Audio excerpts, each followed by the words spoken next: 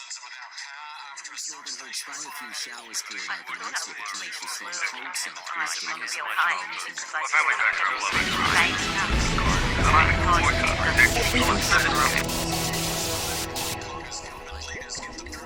was 9 when the voices began. I think the voices were my response to trauma and abuse. My family background wasn't that great. And I think the voices protected me, and still do. The voices were often encouraging, but self-deprecating as well. They were critical of other people and suspicious of their motives. That made me very wary of people and isolated me quite a bit. I didn't really know what was going on or whether it was normal or not. It was just something that I was living with at the time, and I thought everybody probably went through the same thing. And the voices became quieter for a while. Then, when I was 14, they became louder and more serious.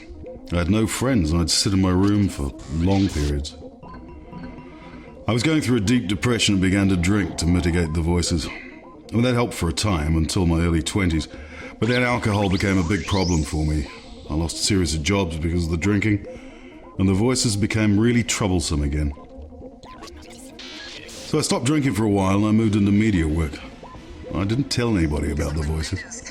I was worried people would think I was mad or that somehow I'd lost control of my senses. I had a career based on credibility, so it was a bit embarrassing and I thought I'd lose my job.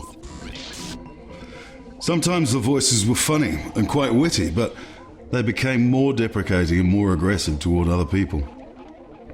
If I was tired or lonely or feeling isolated, I'd slip into believing the voices and they'd become less encouraging. For a long time, I saw them as being separate things. They were spirits, otherworldly. I saw them as separate to myself. When I was 31, between the voices and feeling depressed and pressures at home and work, I had a breakdown and attempted suicide. I was hospitalized in an acute mental health ward for 3 months. I didn't talk about the voices because I thought they'd keep me in hospital for longer. I was put on antipsychotics and tried to say the right things, and after a period I was discharged. I relocated, but the accommodation that I'd organised fell through and I was homeless for 2 or 3 weeks. I ended up staying with friends, but I'd stopped taking my medication and went downhill very rapidly. The police found me wandering around the streets, dazed and confused. I was taken back to hospital and I stayed for about 6 months. But this time, I started talking about my voices. I didn't really want to because I knew it'd mean more medication, but the doctors asked me what kind of voices they were. Commanding, encouraging, aggressive, loud. And I think it concerned them enough to increase the antipsychotic medication I was on. While I was in hospital, I started painting. It was helpful because it took my mind off the voices. It was the first time I'd done anything creative, and it distracted me from being inside my head. And that's something I've continued with.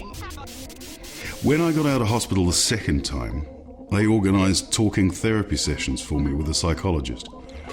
But my head wasn't in it. The idea of recovery was foreign to me. Everything was so bleak and so dark. There was no hope. It was like being in a coal-covered cave. I had a couple more periods of hospitalisation, but gradually, over the past 2 years, things have changed. What's helped my recovery? My commitment to staying well and the support I've received. Talk therapy is now really helpful.